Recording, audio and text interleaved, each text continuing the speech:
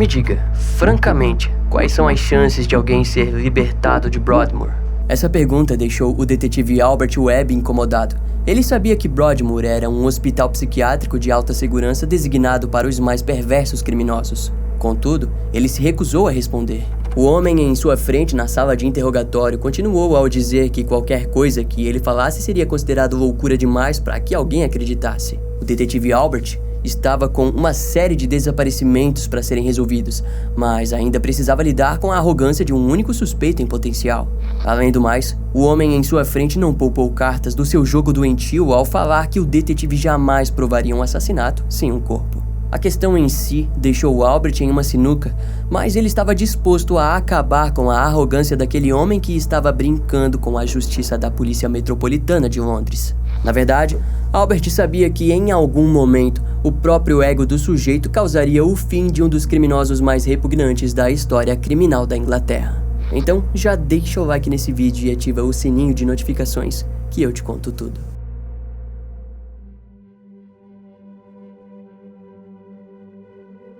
No dia 20 de fevereiro de 1949, a polícia do bairro de Chelsea, em Londres, recebeu a denúncia do desaparecimento da mulher Olive Dunham Deacon, de 69 anos. De acordo com o homem que estava sendo interrogado no início do vídeo, John George Haig, ela havia marcado um encontro com ele na loja do Exército e da Marinha ao sul de Kensington. Por já conhecer ela há um bom tempo, ele disse que achou estranho o fato dela não estar em nenhum dos locais habituais que costumava estar. Outra pessoa que acompanhava John na delegacia era Constance Lane, que era uma amiga de longa data da mulher desaparecida. A mulher compartilhou que havia questionado a camareira do hotel Onslow Court, o qual Olive estava hospedada e, segundo a camareira, ela não teria sido vista desde a última noite. Depois que as autoridades ouviram todo o relato, elas passaram a divulgar fotos e descrições físicas da mulher pelos bairros de Londres. Curiosamente, quando o sargento Lambourne foi enviado para investigar o hotel Onslow Court, ele acabou descobrindo mais sobre John George Haig do que sobre Olive. Para o sargento, foi curioso perceber que, em sua maioria, o hotel abrigava apenas mulheres ricas e John era o garanhão ali no meio. Diante essa única pista, ele decidiu investigar os antecedentes criminais de John. E, para sua surpresa, nos registros da Polícia Metropolitana de Londres, ele descobriu que John tinha sido preso dezenas de vezes por fraudes, falsificação e roubo. As roupas elegantes, a fala confiante, os olhos azuis e o seu comportamento fizeram com que a prisão de John levantasse questionamentos. Quando os repórteres chegaram na delegacia e se depararam com a cena, John continuou em sua total compostura. Mais tarde, na sala de interrogatório, John mentiu diversas vezes. Ele alegou ser o diretor da empresa Hurstlia Products de Crawley. Assim que a empresa foi encontrada, os policiais se depararam com um prédio simples de 2 andares. Sobre aquilo, John chamou a localidade como algo experimental. A investigação acabou caindo nas mãos do detetive Pat Haslin, que liderou uma busca intensiva dentro da tal empresa. Lá foram encontradas diversas ferramentas, fios, folhas de papel celofane vermelho e um chumaço de algodão. Próximo a esses itens foi observado 3 galões de vidro grandes. Um deles estava com um pouco de líquido dentro. O líquido viria a ser identificado como ácido. No local também foram encontradas luvas de borracha, uma máscara de gás, uma caixa cheia de chapéus e uma pasta com as iniciais JGH. Ao fundo daquela caixa de chapéus foi localizado um revólver Enfield .38 e munição. Investigações apontaram para o uso recente da arma. Alguns papéis sobre um homem chamado Archibald Henderson também foram encontrados junto às outras 3 pastas de pessoas com o sobrenome McSwan. Curiosamente, um homem que era joalheiro da cidade de Horsham surgiu nos jornais ao ser interrogado por jornalistas investigativos. De acordo com o joalheiro, ele teria comprado várias joias de um sujeito muito parecido com John. Durante a identificação, ele disse que John, de fato, era o homem que havia vendido as joias sob o nome de McLean. Outras lojas de penhores também foram visitadas e muitas pessoas informaram que ele se identificava com o nome real. Com a prisão de John George Haig, o detetive Albert Webb ficou responsável pelo seu interrogatório final. Demoraria cerca de 3 horas até as perguntas começarem. Até lá, John fumou, leu um jornal e dormiu. Eventualmente, ao longo da entrevista, John acabou confessando que havia roubado algumas das joias de Olive, mas recusou a acusação de envolvimento no desaparecimento. Mas, ao mesmo tempo, a polícia conseguiu encontrar documentos que garantiam a John a propriedade de Olive, o que soou bem estranho para os investigadores. Em resposta, ele olhou para Albert e disse que a senhora Olive não existia mais, alegando que ele a tinha destruído com ácido. E, em tom de deboche, disse que a encontraria em um lodo na estrada Leopold, e voltou a confirmar que todos os vestígios tinham desaparecido. John parecia acreditar que a Polícia Metropolitana de Londres ou Albert Webb não seriam capazes de provar que ele havia matado a mulher. O detetive acabou pensando bastante naquilo, até que eventualmente descobriu que em seu passado na prisão, John era conhecido como o Corpus Delicti. Aquilo provém do fato de que John costumava conversar diariamente sobre a ideia básica do corpo delito. Também foi visto que na prisão John descobriu a existência de ácido, o qual usou em camundongos no local. Em outras palavras, para ele, se não houvesse um corpo não existiria crime.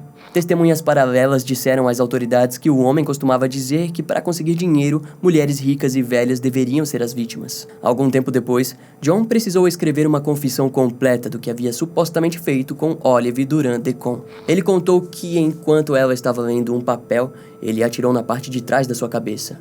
Em seguida, voltou para o seu veículo e pegou o seu canivete, o qual usou para drenar o sangue da mulher. John teria posto o corpo em um tambor de 45 litros com ácido, no qual deixou o corpo sendo dissolvido. A sua descrição demorou pouco mais de 1h30 para ser escrita e nela, John garantiu que teria matado pelo menos mais 5 pessoas. A arrogância do criminoso era tamanha que ele estava confiante de que os corpos jamais seriam encontrados. De acordo com o criminoso, ele possuía uma necessidade compulsiva de beber sangue e teria matado por aquele motivo. John descreveu sonhos, fantasias e em pouco tempo se mostrou um homem com um comportamento totalmente desviante e perturbador. E foi nesse momento que o detetive Albert refletiu sobre o tal lodo que John havia mencionado anteriormente. Ele estava disposto a procurar por qualquer vestígio da existência das vítimas. E para começarmos a entender totalmente o que está se passando nesse caso, vamos conhecer a história desse homem. John George Hay nasceu em 1909 em Yorkshire, na Inglaterra. Sua mãe o teve quando estava na faixa dos 40 anos. Seu pai, John Robert Haig, era um funcionário público e atuava no ramo da eletricidade quando foi demitido sem aviso prévio. Aquilo deixou a família em uma situação financeira crítica, que a fez pegar dinheiro emprestado de amigos e familiares. Pouco tempo depois do nascimento de John, sua família se mudou para Outwood. Lá, seus pais entraram para um grupo religioso chamado os Irmãos de Plymouth. O grupo era rígido e proibia qualquer tipo de entretenimento ou contato. Desse modo, John acabou desenvolvendo um complexo e aversão à sujeira. Na época, o seu pai levantou uma cerca ao redor da residência da família e disse para que ele tomasse cuidado com o mundo exterior. Devido à sua notável falta de amigos, seus pais o garantiram vários animais de estimação. John relatou que durante a sua infância não costumava apanhar, mas quando aquilo acontecia, a sua mãe o surrava com cerdas de escova de cabelo que faziam suas costas sangrar. E aquilo era supostamente prazeroso para John, que alegou gostar de lamber o seu sangue depois das surras. Seus pais o botaram na escola próxima à sua casa, mas John evitava qualquer tipo de contato com os seus outros colegas. No geral, ele era uma criança quieta e extremamente solitária. Em casa, John descobriu a música e aprendeu desde pequeno a tocar piano. Mais tarde, essa habilidade fez com que ele participasse dos cultos cristãos da Catedral de Wakefield. O ponto chamativo era de que John costumava refletir sobre a imagem e o entendimento do sangue de Cristo. Alguns estudiosos dizem que esses dois extremos das religiões fez com que, aos poucos, os frutos da sociopatia nascessem. Ao sair da escola, John passou por vários empregos até conseguir trabalhar na comunidade de educação de Wakefield, onde aprendeu sobre finanças. Esse emprego também o garantiu um carro, um Alfa Romeo vermelho. Pouco tempo depois, aos 21 anos, ele foi demitido por suspeita de ter roubado o pequeno cofre do local. No ano de 1934, John se casou com Beatrice Hammer, de 23 anos. A garota acabou sendo seduzida pela eloquência de John, mas em pouco tempo descobriu a verdadeira face do homem. 4 meses depois do casamento, John foi preso por fraude. Ao mesmo tempo, sua primeira filha nasceu. Beatrice decidiu pôr a filha do casal para adoção e o abandonou. Em seguida, os próprios familiares de John também o abandonaram completamente. Ao sair da prisão, decidiu que precisava ganhar dinheiro fácil e viu que conseguiria ludibriar os donos de garagens de carros com problemas financeiros. Para aquilo, ele fazia com que as garagens lhe dessem um dinheiro depois de falsificar documentos assinados por supostos compradores. E isso acabou o rendendo 15 meses de prisão. Ao sair da prisão, os seus pais o aceitaram em casa. Nesse tempo, John conseguiu andar na linha e encontrou um trabalho comum. No entanto, acabou decidindo que viajaria para Londres. Em seguida, John tentou atuar como advogado, mas foi preso ao assinar um documento importante fingindo ser um dos seus clientes. Sua sentença foi de 4 anos de prisão. Na prisão, ele aprendeu a lidar com um ácido em seu emprego forçado na lataria da cadeia. O ácido ocasionalmente virou um vício para John, que fez testes com ratos e ficou extremamente satisfeito com os resultados. E ao retornar à sociedade, decidiu então que buscaria por mulheres velhas e ricas. Em 1944, John acabou se envolvendo em um acidente de carro. O acidente o causou um dano na parte da cabeça que o garantiu alguns sonhos estranhos, onde alega ter visto uma floresta de crucifixos em que as árvores estavam repletas de sangue. Nesse mesmo período, os primeiros assassinatos se iniciaram. John acabou trombando com o empresário William McSwan em um pub, onde foi levado para conhecer os pais de William, Donald e Amy. Com o casal, ele conseguiu um emprego de coletar aluguéis em várias propriedades de Londres. John alugou um porão na rua Gloucester, onde deixou vários galões e garrafas de ácido. No dia 6 de setembro de 1944, William desapareceu. John havia acertado sua cabeça, cortado sua garganta e bebido o seu sangue. Ao fim, despejou o corpo dentro do galão de ácido. Depois que o cadáver virou um líquido, John o despejou pelo ralo do bueiro. Ao esvaziar o tambor, ele notou que ainda havia pedaços de William, e sem paciência, ele jogou os pedaços no ralo. A sensação de completar o assassinato fez com que ele continuasse com um plano maléfico. Para garantir os bens da sua primeira vítima, ele visitou os pais idosos de William, Donald e Amy. Ele os contou que William havia fugido para a Escócia como forma de evitar as obrigações militares. No entanto, mais tarde, quando a guerra chegou ao fim, o casal começou a questionar sobre o paradeiro do seu filho. Assim, na primeira semana de julho de 1945, John disse que William havia retornado da Escócia. Ele os levou até a estrada Gloucester, na promessa de que encontrariam o seu filho. Mas foi lá que John os matou com golpes na cabeça. Ao retornar, ele se certificou de vender a propriedade da família McSwan e se mudou para o hotel Onslow Court, ao sul de Kensington. Aquele golpe garantiu riquezas para John, mas 2 anos depois, ele se viu sem nada. Diante a sua visível pobreza, o criminoso procurou novas vítimas. Archibald e Rose Henderson estavam vendendo uma casa quando John demonstrou um interesse no imóvel. Através da sua personalidade agitada e convincente, ele conseguiu se infiltrar na casa dos Hendersons em uma das noites que foi convidado para tocar piano na inauguração da venda do local. Enquanto estava na festa, ele conseguiu roubar um revólver calibre .38 de Archibald. Algum tempo depois, John alugou uma oficina na estrada Leopold, na cidade de Crawley.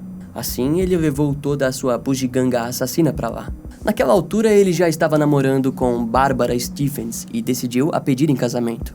No dia 12 de fevereiro de 1948, Archibald estava visitando a oficina do seu amigo quando foi morto com um tiro na cabeça por John. Depois, ele atraiu Rose até a oficina, onde também a matou. Os corpos foram todos dissolvidos em ácido. Nos próximos dias, John forjou a assinatura do casal e vendeu todos os seus bens. Na verdade, ele curiosamente decidiu poupar o cachorro e o veículo de luxo de Archibald. Pouco mais de 1 ano depois, John novamente precisou fazer uma vítima. Ele acabou conhecendo a viúva Olive Durand-Decon, que morava no hotel Onslow Court, local que John costumava dormir em momentos eventuais. No dia 18 de fevereiro de 1949, ele a convidou até a sua oficina na estrada Leopold. Ao chegar, John não poupou tempo ao mirar na nuca de Olive e a matar instantaneamente. A mulher teve o seu corpo e o seu casaco de cordeiro persa dissolvido em ácido. Para John, ele estava em seu auge, mas quando a amiga de Olive, Constance Lane, sentiu a falta dela, tudo começaria a desmoronar.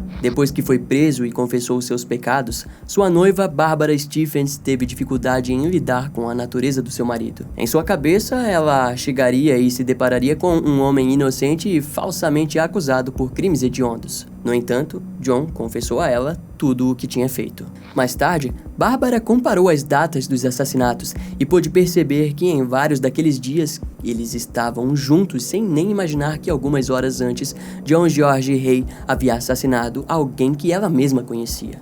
A dor maior para Bárbara foi notar que na semana em que ele a pediu em casamento, também foi a semana em que ele havia matado os Hendersons. Inicialmente, ela o visitou uma vez por semana, mas em pouco tempo se convenceu de que em algum momento John poderia fazer a mesma coisa com ela. Ao longo do tempo, preso, John confessou 9 assassinatos. Em alguns casos, os investigadores não acreditaram na história, pois o criminoso não teria lucrado em cima das mortes. Em outras palavras, ficou evidente que John na verdade matava por lucro e não devido ao seu suposto amor por sangue.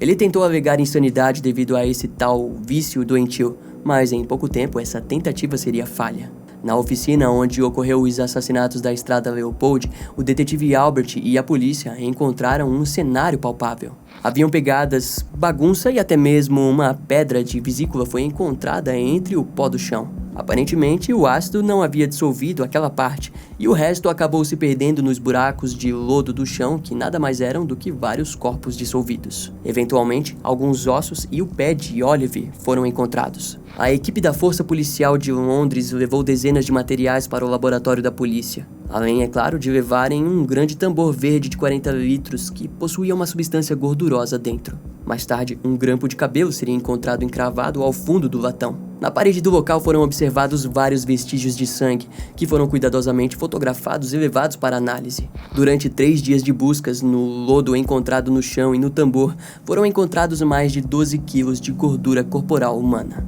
além de mais de 18 fragmentos de ossos humanos, próteses, uma alça de um saco plástico vermelho e um batom.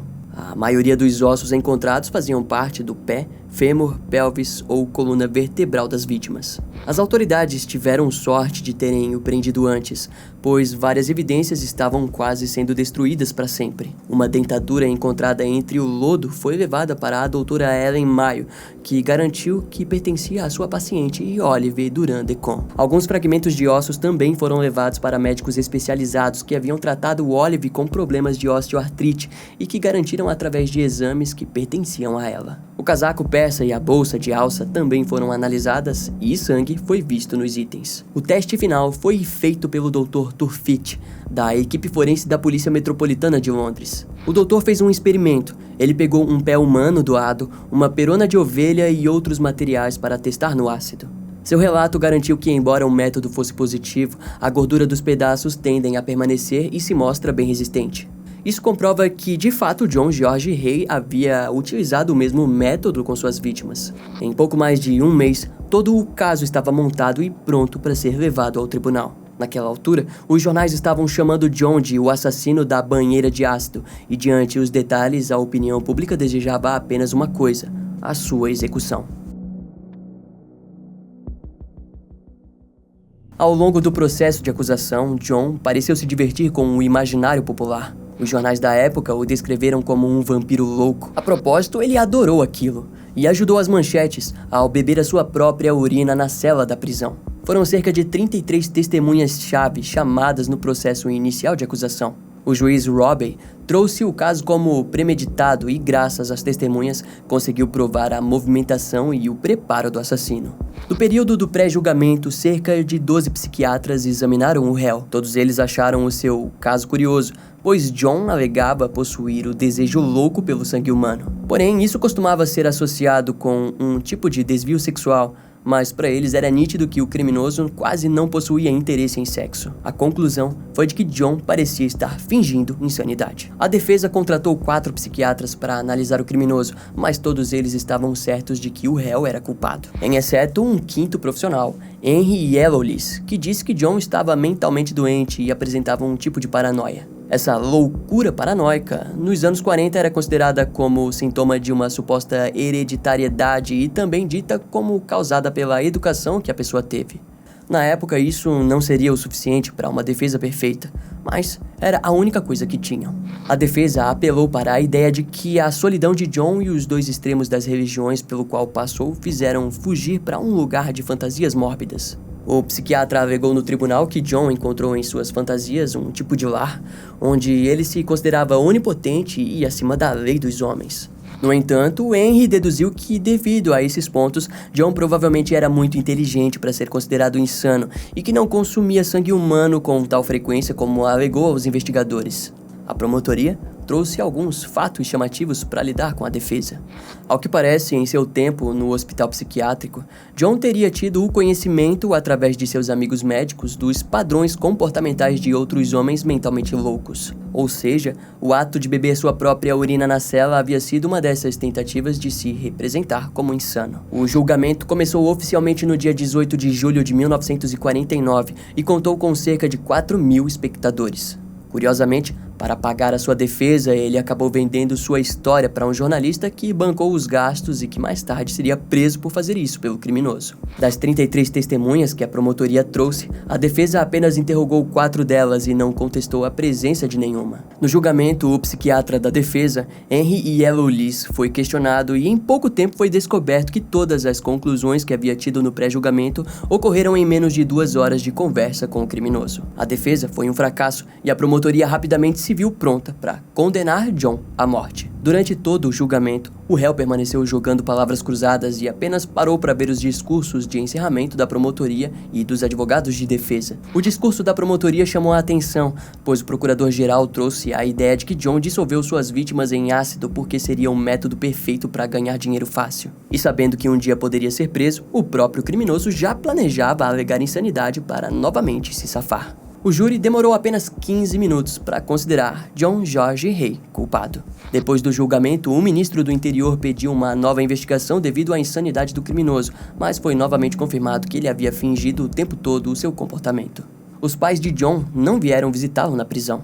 O criminoso disse que acreditava em reencarnação e sabia que um dia voltaria para finalizar sua missão. No dia 6 de agosto de 1949, John George Hay foi enforcado na prisão de Wandsworth. E uma curiosidade é que na Câmara dos Horrores de Madame Tussauds, ele teve sua figura de cera erguida e suas roupas foram doadas pelo próprio criminoso antes da sua execução, que disse estar feliz porque teria sua imagem conservada. No dia da sua execução, sua última refeição foi uma simples dose de conhaque, um último ato da altura do egoísmo e orgulho do criminoso mais odiado da história da Inglaterra.